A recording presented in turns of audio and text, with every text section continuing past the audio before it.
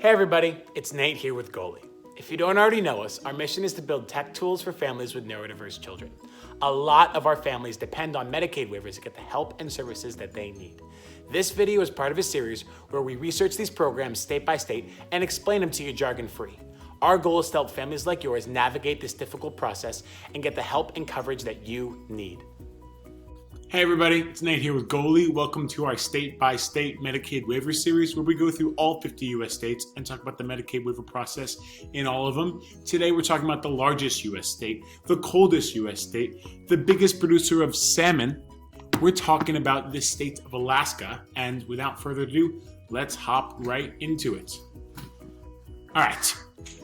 So first of all, where am I right now? I'm currently on Goalie's forum page. To get here, you're going to go to forum.goalie.co. On this forum, we talk about all different kinds of things.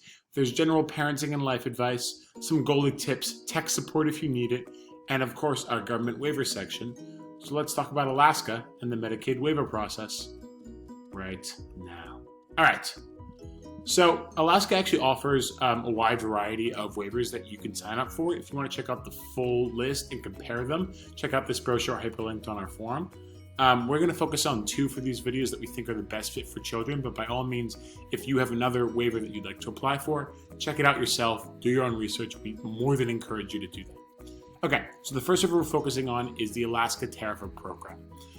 Who can apply for this waiver? So any child under the age of 19 who is diagnosed with any type of disability, which does include a diagnosis of autism, can apply for this waiver. Alaska requires that individuals meet at least an intermediate level of care to apply.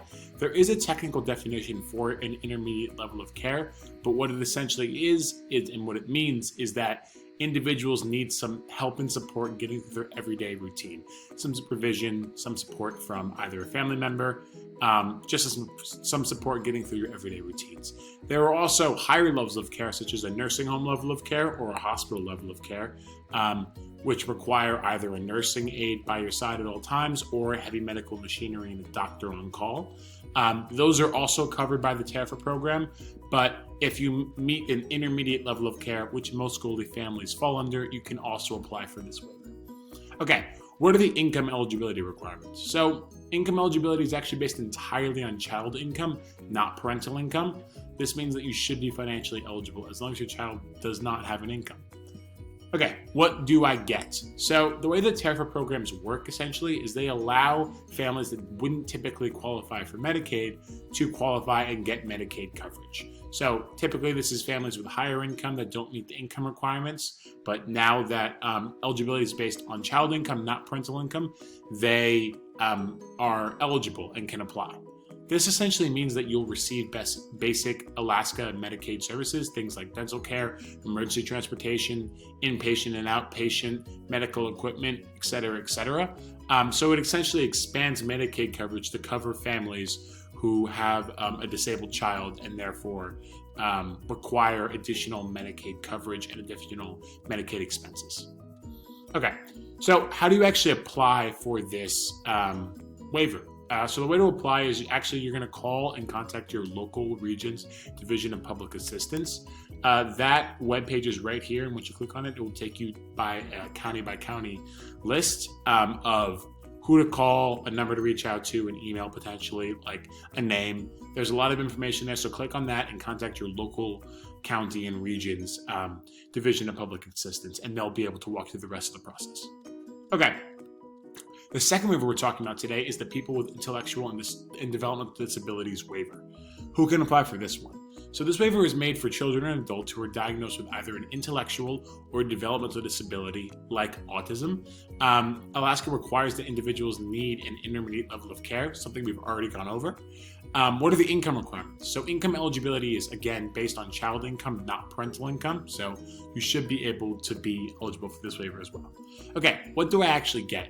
So there is a list that we found online that we listed down here of all the services.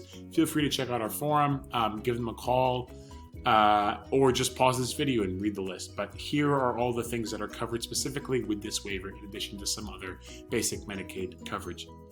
So how do you apply for this waiver specifically? So the way that to apply for this waiver is you're going to contact your local member of the Developmental Disabilities Resource Connection roster, a mouthful, and you're going to get help applying and finding the correct program for you. Again, if you click on this hyperlink, you'll find a local list of people and contact information to call directly and talk to them about the process.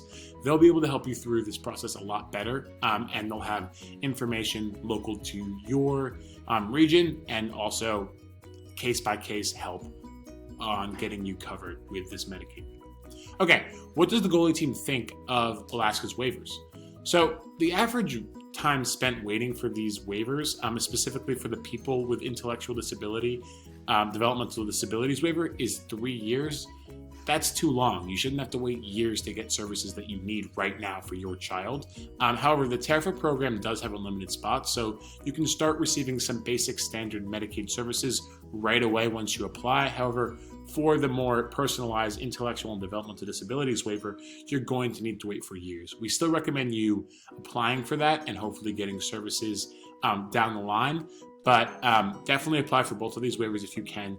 Get the general services as soon as you can, and then wait 3 years or however long the wait list takes to get the more specific services for your child if they have an intellectual or developmental disability. Okay, time to go into our goalie waiver scorecard. So in terms of website clarity and ease of navigation, we give this a 4 out of 5. It was quite easy to navigate the process on Alaska's website. There was a lot of helpful resources. There was a lot of county by county office numbers and emails and names, which is good. Again, the best way is still probably to give these people a call, so there's not a fantastic application process online, but it was a pretty good website, pretty easy, pretty not terrible to navigate. Okay, in terms of access and requirements of qualification, we give this a 1 out of 5. The main reason is because they have a wait list of 3 years. It's just not acceptable. You cannot have people wait for multiple years to get coverage that they need right now. In terms of actual healthcare coverage, we give this a 4 out of 5. Having a general TARFA waiver that expands Medicaid coverage is a good thing. Having a specialized waiver on top of that is also a really good thing to combine with it. So theoretically, if you're able to get on both of these waivers, you should have pretty concrete and far-reaching coverage. Okay, so we do hope that you found this video helpful, but know that there are a lot of other resources already out there right now. So we decided to link to 3 different websites that you should definitely check out as they're helpful resources. And additionally, if you want more information for contact information for the Medicaid process, please use this link right here, and it will take you to a page that has a lot more contacts and telephone numbers to reach out to. Thank you so much for watching the video. We hope you found it helpful. Good luck navigating the process. If you've gone through this process yourself and can add any color to our research, please share your experience in our forum. Your help would be greatly appreciated by families who are new to this.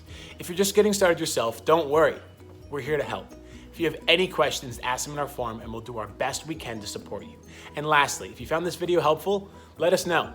Drop a like or leave a comment. We'd love to hear from you.